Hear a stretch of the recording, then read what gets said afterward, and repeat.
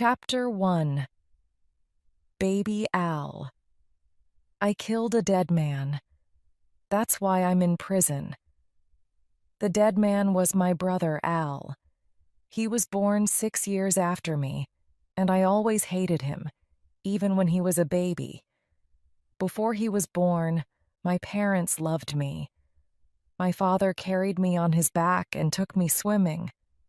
My mother bought me lots of dolls, and we played with them together. I have seen the photos. My parents took a lot of photos of me in my first 6 years. I still have the photos in a book. But then Al was born.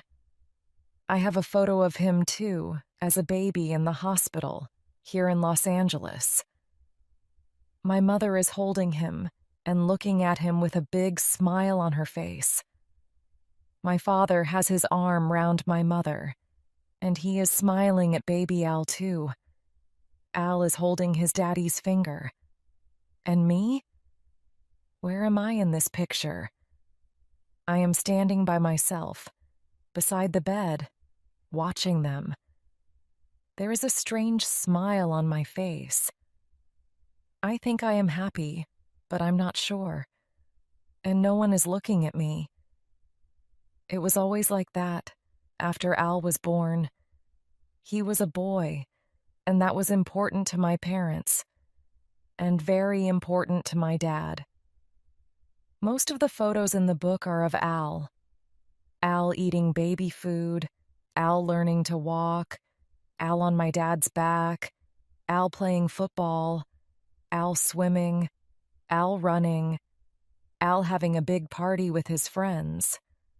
100 photos of Al, and 5 or 10 of me. Of course, my parents played with me sometimes, took me swimming, bought me clothes. But they weren't interested in me. Before Al was born, they spent a lot of time with me. After he was born, they didn't. Often I played hospitals with my dolls. I played that the dolls were sick, and I was a nurse. When the dolls had bad stomachs, I gave them medicine to take. Sometimes I pulled their arms and legs off and put tomatoes on them to look like blood. And sometimes I gave them drugs. That was the best of all. My mother gave me an old syringe, and I put water in it and pushed it into the dolls. Soon the dolls were full of holes. "That's a good game for a little girl," my mother said. But she didn't understand, because in my game, all the dolls were boys, like Al, and they never got better. They were sick for a very long time, and then they died. I put them in a hole in the ground, in the garden.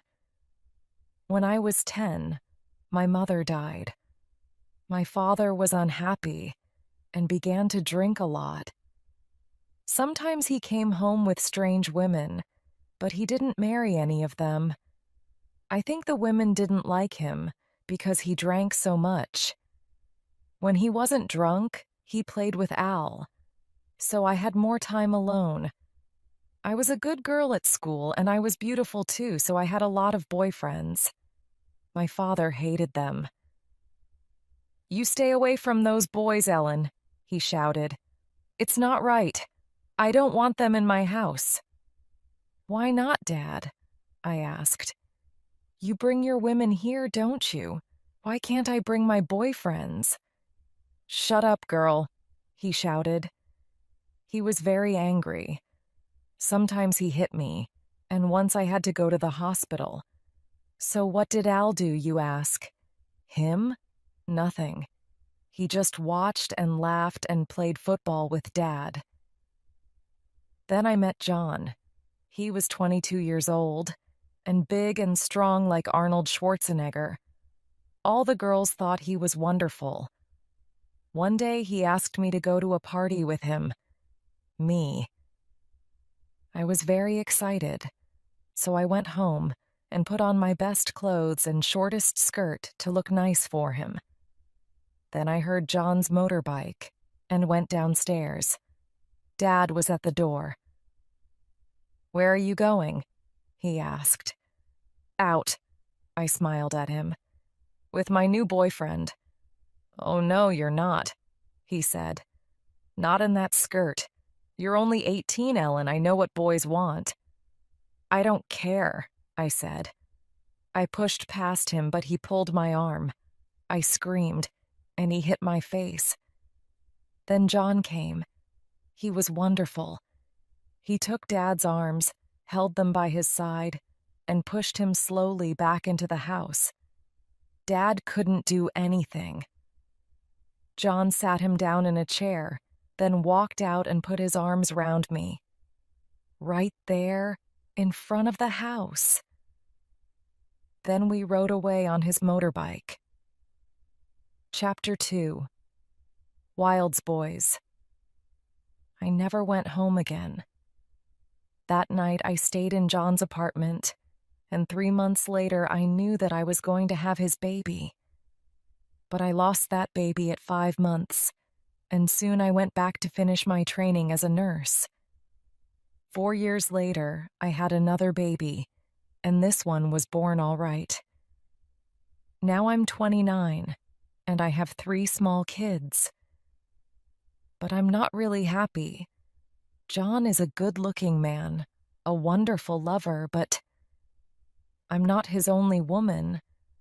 I know he has 2 other girlfriends, and both of them have babies. Maybe there are more. Sometimes I don't see him for weeks, and then he comes back and smiles and tries to be nice to me. But I still get angry. He doesn't have a real job, and we have very little money. I work as a nurse in a hospital, but I don't get much for that, and I have to pay half of it to someone to look after my kids while I'm at work. Dad died 4 years ago. Al told me about it. Dad had a heart attack, he said. He was really angry about John, so he began running to try to get stronger. But he didn't stop drinking. Then one day he drank half a bottle of whiskey, went for a run, came home, and fell down dead on the floor. Al laughed. How strange, I thought. Dad loved Al, but when he died, Al laughed. Perhaps men are just animals, really, not people like us. When Dad was dead, I saw Al more often. I didn't like him much, but he was my only family. Sometimes we went swimming together with the kids, or out for a pizza. John didn't like me to talk to other men, but Al was okay, because he was my brother. When Al was 18, he began a rock band, Wild Boys. He sang and played guitar. At first they played in small restaurants, and then they made a record. Lots of people bought it. The band began to play in front of thousands of people. They made 3 more records and traveled all over the world. It was wonderful. By the time he was 20, my little brother Al was famous and rich. He was very, very rich. He bought a yellow Rolls-Royce, a Jaguar, a Porsche, and a house in the best part of Los Angeles with 15 bedrooms, a tennis court, a swimming pool, and a view over the sea. And he gave me our parents' house. That was nice, but it wasn't very nice. I mean, our parents' house is very old. It has 3 small bedrooms, a small garden, and is in a noisy, dirty street. It's better than my old apartment, but still. I went to see Al often. He gave me a key to get in and out of his house, and I cooked for him when he had big parties there. I enjoyed the parties. John came too. There were famous people, wonderful food and music, lots of drink and drugs. Drugs. Yes, well, The drugs were a bad thing. Al got much too interested in drugs. A lot of his friends took drugs. And my John did too. And when they were on drugs, they often didn't know what day it was. They did crazy things. I remember one party when they went for a midnight swim down at the beach. The boys took all John's clothes away while he was still in the sea and drove away with them. So John had to walk back through the streets in the middle of the night, all wet from the sea, while we laughed at him from the car. He was so angry. I thought that was really funny, but John didn't talk to me for a week. But Al and his friends took more and more drugs, and the music began to get worse. Sometimes Al was still in bed at 4 o'clock in the afternoon, and when he did get up, he looked very sick. He was thin, his face was white, and he didn't want to eat anything. He asked me to help him. "You're a nurse, Ellen," he said. "I feel sick. Give me some medicine or something. Help me." "You don't need medicine," I said. "You need a lot of good food, swimming, and no more drugs." "Who do you think you are, Ellen?" he said. "My mother or something?" "No, but I am your sister and a nurse," I said. "Listen to me. I'm going to get you some medicine to help you stop the drugs, and I'm going to cook you a good meal every day. But you must stop the drugs. Try it, Al.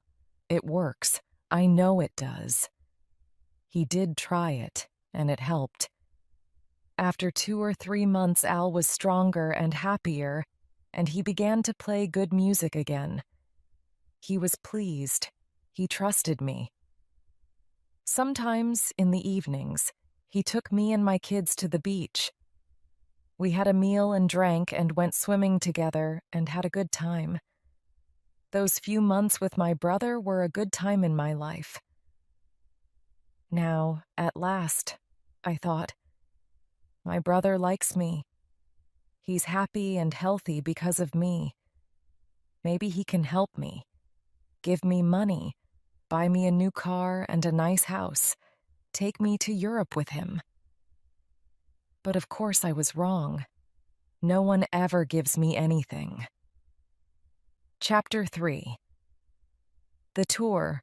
"I'm going away on a tour," Al said one day. "All around the USA and Europe, to play music, for 4 months." I looked at him and thought, he's going to ask me to come too. I can see the world, bring my kids. "Wonderful," I said. "We can." "When I'm away, I want you to clean the house for me," Al said. "Of course you can't live here, but I want you to come every day to clean. And there's another thing, Ellen." "Yes, what?" "So I'm not going. I'm just his cleaner," I thought. I really hated him then. I wanted to scream, but I didn't. I said nothing. "You know I get very tired on these tours, and I need drugs to help me play good music. But I don't want to take dangerous drugs, Ellen. I need clean, safe drugs. I want you to get some drugs from the hospital for me. You're a nurse. It's easy for you. Just take them secretly. No one will know." "That's a crime, Al," I said. "People go to prison for that. Is that what you want me to do? Steal drugs for you and go to prison, maybe?" "Why not?" He laughed. "You're my sister, Ellen. And don't forget I gave you my parents' house, didn't I? What more do you want?" That's what he said. My parents' house. Not our parents' house. Really, half of it always belonged to me. But Dad gave it all to Al because he was so angry about me and John. But Al didn't think of that. He thought that everything belonged to him. just like when he and I were kids, when he played football with Dad and I played with my dolls. I remembered my dolls then, and the syringe with water in it, and I smiled. All right, Al, I'll get you something. You're right. You are my brother. And I looked around at the beautiful house and the swimming pool and the view of the sea, and I thought, you're not married, Al, and there's only you and me in our family. So when you die, all this is going to belong to me. Al was right. It was easy to steal drugs from the hospital. No one saw me. I also stole syringes, which were all clean and new. Al was very pleased with them. Thanks, Ellen, he said. Now I'm going to play lots of good music. I'll be okay now. Chapter 4. The Futures. He went away for 4 months, and I cleaned his beautiful big house every day. But he didn't phone me once, and when he came back, he wasn't okay. He looked thin and white and sick. I tried to talk to him, but he didn't listen. I was just the cook and cleaning woman. He had a lot of new friends now, and some of these friends were very strange. I first met the Futures one night in November. There was a party at Al's house, and when I went there after work, I saw a big black car outside. It looked like a boring car, and when I went inside, I thought the people looked boring too. But that was only on the outside. Inside, they were as dangerous as wild animals. A businessman in a dark suit sat opposite Al, with a young woman on the arm of a chair beside him. The man was about 40 years old with gray hair. The woman was much younger, about 24 maybe. She had long black hair and was wearing a blue dress. At first I thought she was the man's daughter, but then Al said, "Hi, Ellen. Meet my new friends, Dan Future and his wife Linda. We met in New Mexico." There were about 10 other people there, talking and listening to music. We had 1 or 2 drinks, and Al and Linda went for a swim in the pool. I sat and watched the beautiful evening sun over the sea, and Dan Future sat beside me. We watched Al's thin body when he got slowly out of the pool, and Dan said, "Life's so very short, don't you think?" "What do you mean?" I asked. He smiled. He had beautiful white teeth. "My father died last year. He was 65. That's not much, is it? 65 years of life." "Well, maybe not," I said. "But think how many times the sun has gone down in the evenings. 10 billion times maybe. 100 billion? 100 billion evenings as beautiful as this? But my father sat and watched maybe only a few hundred of them. We only live a short time, like birds, you know." "Yes, I see," I said. I looked at him, surprised. Businessmen don't usually say things like that. But then businessmen didn't usually come to Al's parties. Dan Future's hair was beautifully cut. He had an expensive watch, nice clothes. He looked strong and healthy. Why did he want to talk about death? The only sick person in this house was Al. What did Dan Future know about that? He smiled again. "We don't have to die, you know. Soon, people are going to live 150 years, maybe more. You just need to have money, that's all. I told your brother about it in New Mexico, and he was very interested. Maybe you are too." "Oh no," I thought. "The man's crazy. Are you... do you belong to one of these new churches?" I asked. No, no, I'm a scientist. I can tell you all about it if you like. But he didn't, because at that minute Al came up to me and said, "We need some more drinks and food. How about some food, Ellen? There are some hamburgers in the freezer." And so I went to get them. Al had the money, and I didn't, and I was a woman. So I got the drinks and cooked, and about 10 o'clock I went home. And I didn't learn any more about Dan Future and his crazy ideas. Not then. But I learned a lot about them 2 weeks later. Chapter 5. The Freezer. It was the night of Al's birthday. I got home about 7. Then I put the kids to bed and made supper for John. He didn't talk to me. He just sat in front of the TV with the food and his bottles of whiskey. So I thought, I'm going out.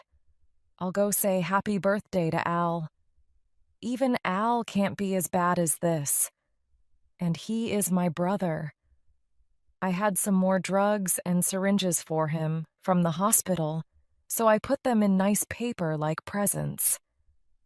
Like sweets for a baby, I thought. Al's just a big baby, really, with his music and a lot of expensive cars to play with, or a doll. And I'm like his nurse. When I got to his house, it was very quiet.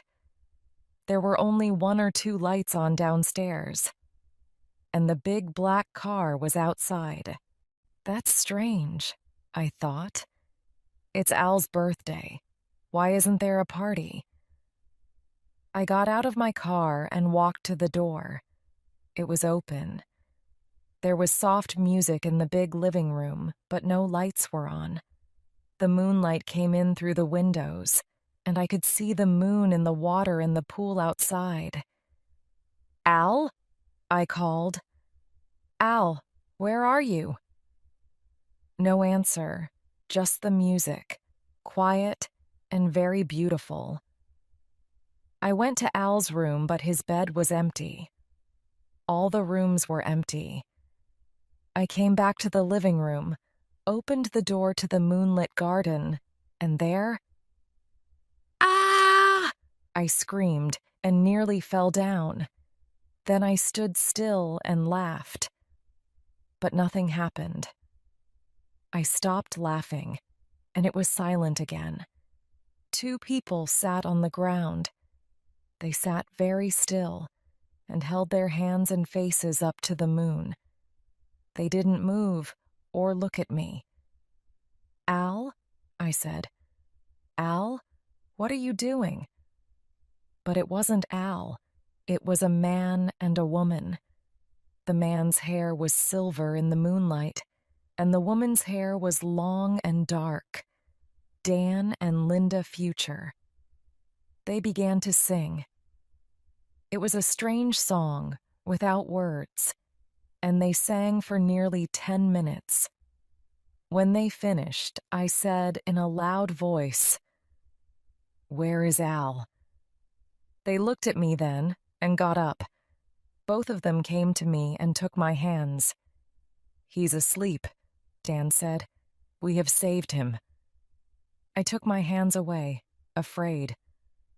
"What do you mean?" I said. "What are you talking about?"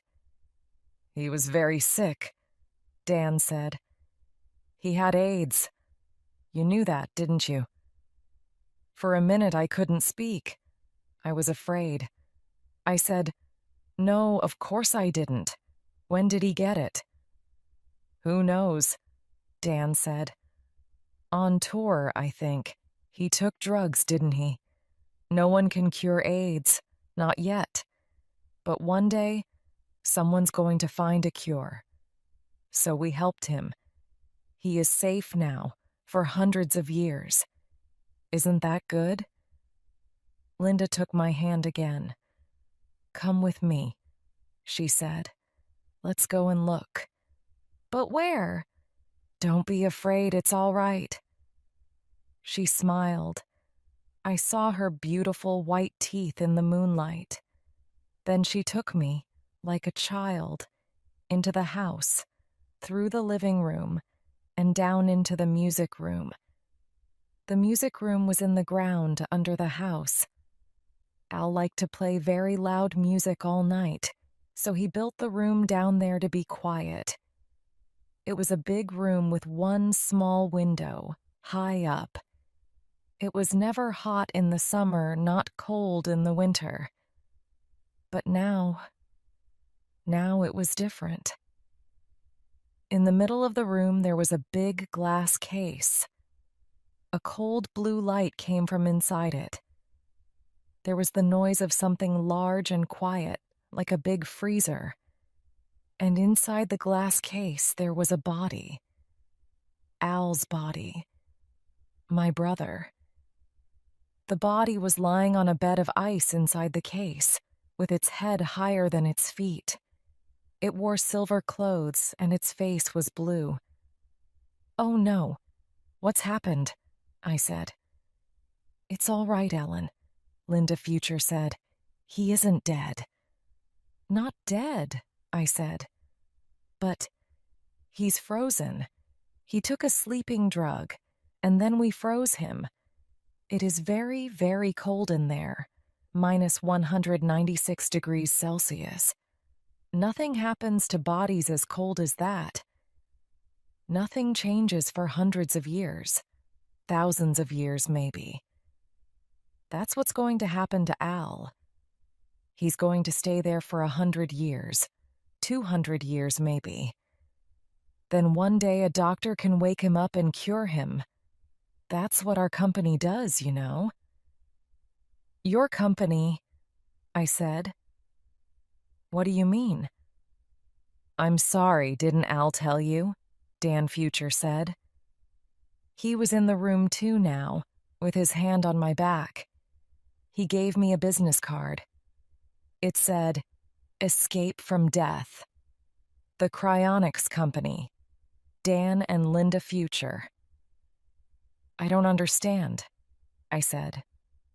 "What's cryonics?" "It's the science of freezing people," he said. "That's what we do. We help people like your brother to stay alive for hundreds of years. Then when the doctors can cure them, they wake up. And we look after their money and houses too." "You do what?" I said. Suddenly, I was very, very angry. "You look after their money and houses?" "Yes." He smiled, and his beautiful teeth looked blue in the strange light from the freezer. He took a piece of paper out of his pocket. "It's all here, Ellen. Your brother wrote his name on this paper. It says that we must keep him here, frozen, in this room for 200 years. By then there will be a cure for AIDS. For now, we will look after his money and his house. And when we are dead, our company will go on looking after them. Then they will be ready for him when he comes back to life." "But you killed him," I screamed. My anger was terrible. "And now you're stealing his money too, and his house. It belongs to me, not you." Dan Future laughed. "No, no, my dear. You don't understand. The money and the house don't belong to us, or to you. They belong to your brother Al. He isn't dead, lies just frozen, and he's going to stay frozen for 200 years." He laughed again, and his young wife began to laugh too. I turned and walked out of the house. Chapter 6. The Key. Next day, the Futures sent me all the papers with Al's name on. I showed them to John. "You need a lawyer," he said. "These people are criminals." So I got a lawyer, but it didn't help. You need money for a good lawyer, and I had nothing. I went to the nearest lawyer's office, but the lawyer was unfriendly and unhelpful. "It costs $100 for half an hour, and you pay before we talk," he told me. When I gave him the $100, he took off his watch and put it on the table in front of him. He was a small man with not much hair and a white, tired face. His eyes were cold and gray, like stones. When I told him my story, he said, "It's not possible." "But it's true. Read this." He read the papers slowly, then smiled and looked at his watch. "Well, this is very interesting," he said. "I agree. These people are criminals. But to get the house, we have to show that your brother is dead. So how can we do that?" "Well, we can ask scientists to say that cryonics doesn't work. But the futures are going to have other scientists who say it does work. So we need a doctor to look at your brother's body and say he's dead. That's a better idea." I laughed. "How can a doctor look at the body? It's frozen to minus 196 Celsius. It's just a piece of ice." "Yes, well, that is difficult, Ms. Shore. I do see that." The lawyer looked at his watch again. "It's difficult, but that's what we need to do. But," he looked at the papers again. "Before we begin, I have to tell you that Dan Future's lawyer is one of the best in the country. Maybe I can win, and maybe I can't. But it's going to cost you a lot of money." "How much?" I asked. $50,000 at first, maybe a lot more later. I stood up slowly. "Forget it," I said. "I only had $300 in the bank, and there was no food in the house." I looked at the lawyer's old, tired face. "I can't win, can I, because I don't have any money? The Futures are stealing that house from me, and I can't do anything about it." I ran out of the office. For a week I was angry. Every day, all day. I shouted at people at work. I shouted at the kids. John got drunk, so I dropped a plate of eggs, spaghetti, and hamburgers on his head. He hit me and went to stay with one of his girlfriends. I wasn't sorry. He was stupid and lazy like all men. Twice I drove past Al's house and saw the black car outside. That house belongs to me, I thought. Those people stole it from me. And I can do nothing. Nothing? One night I had a dream. In my dream, I saw Al's frozen body with a key in his mouth. The key was warm, and the ice on Al's frozen head changed to water. Then the key moved and warmed Al's body too. Al opened his mouth, screamed, and died. At 2 o'clock I woke up. It was very quiet.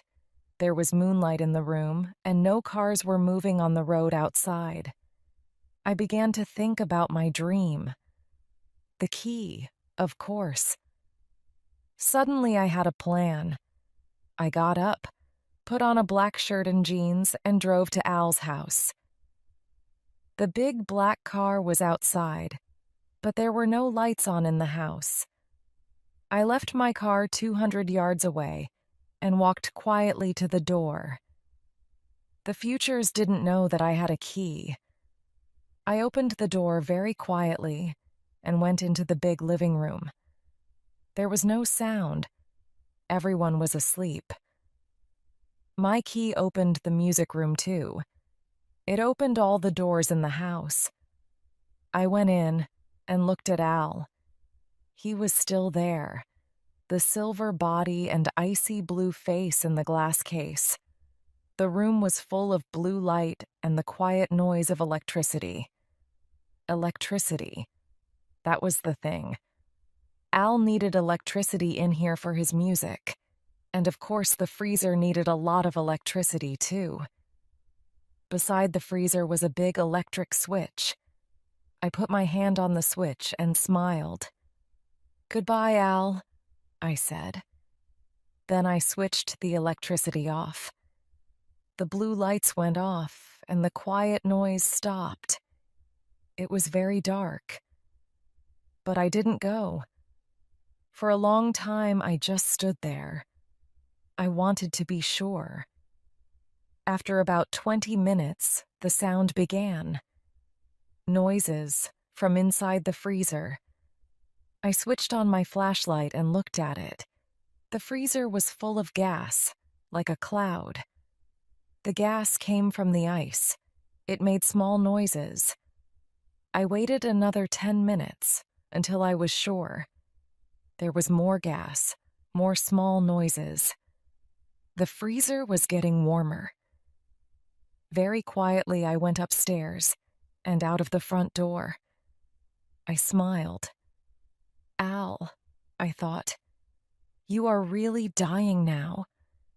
And when you are dead, all this is going to belong to me, and the futures can drive away in their stupid car.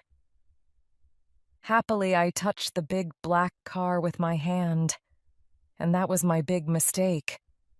Because beep, beep, beep. The car had an alarm, and it made a very loud noise. It also turned the car's lights on, off, on, off, on, off. Quickly, I began to run to my car, 200 yards away. But a police car came round the corner and saw me. 2 policemen got out, took hold of my arms, and pushed me into their car. "Okay, what's all this?" one man said. "Black clothes, 3 in the morning, car alarm. I think we've got a car thief, Pete." "Yeah."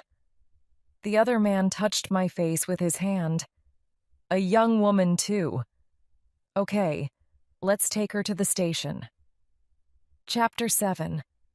In court, I arrived at the police station at 3:15 a.m. and said nothing. The Futures arrived at 3:45. "It was our car," Dan said. "Someone tried to steal it." "Yeah, okay, sir," a policeman answered. "We've got the woman here."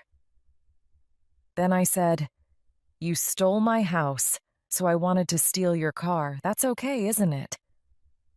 It wasn't true, but it gave me time.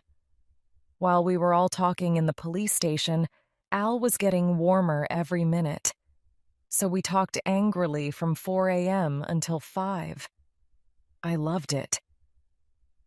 Then the Futures had to write their story on 3 pieces of paper for the police. So it was after 6 o'clock when they went back to the house. And I was happy, because I knew they were too late. By now, I thought, Al won't be frozen. He'll just be dead. Of course, they found out. At 8 o'clock, the Futures came back, and there was a lot of trouble. "Al's dead," they shouted. "You killed him! You switched off the freezer and killed your brother!" I laughed. "Of course I didn't," I said. "He was dead already. I just saved you some electricity." That's why I'm here in court today. The police called me a murderer, and all the newspapers wrote about me. And so, of course, now I have not one, but 2 really good lawyers. The lawyers are free, because I have no money, but I am famous, and they want to be on TV. And because of my expensive lawyers, the police and the Futures look really stupid. "Al Shore was dead," my lawyers say again and again. "He was already dying of AIDS, and then he took a dangerous sleeping drug. Either he took the drug himself, or the Futures gave it to him. And then the Futures put him in a freezer and froze his body to minus 196 Celsius. Nobody can stay alive when they're just a piece of ice. So the Futures are the murderers, not his sister Ellen. When she switched off the freezer, he was already dead. How can anybody kill a dead man?" Every day people write about this in the newspapers and talk about it on TV. Most people think I'm right, and the futures are wrong. Last week, a newspaper tried to give me $100,000 for my story, but my lawyers told me to wait. And this week, another newspaper tried to give me $200,000. This is the last week of the trial. Soon, I'm going to be free. Free and rich too, at last. Today, my lawyers asked me questions in court, and I told my story. Then they sat down, and the police lawyer stood up. The police lawyer is a young woman with short, dark hair. She talks very quickly, in a hard, strong voice. She is clever, I know, but it doesn't matter now. She found only one doctor who thinks that cryonics is possible. We found 4 very famous doctors who don't. They say that Al was dead before I switched the freezer off, either because of the sleeping drug or because of the cold. So how could I kill a dead man? Ms. Shore, did you love your brother? She asks. I laugh. No, not really. Oh? Why not? There's a small smile on her face.